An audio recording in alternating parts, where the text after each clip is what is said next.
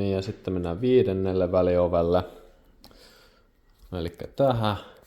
Tää on sikäli onnistunut oviasennus, että tää ei vaikuttaisi laahaavan tähän karmiin, et ei kuulu mitään ylimääräistä laahaavaa ääntä tässä, kun näin.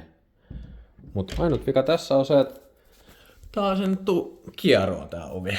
Eli siis tästä kun katsoo, niin tässä on tämmönen muutama senttimetri rako ja sit se lähtee tänne suuntaan kapenee.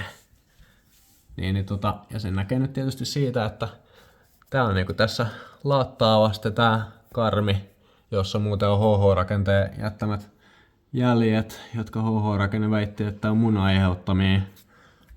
Ja tää on toisesta alakulmasta tämmönen muutaman millimetri rako. Ja tostahan se nyt näkee, että toi selkeästi kapenee toi rako tonne oikealle päin mentäessä. Eli ovi on asennettu niinku vinoon.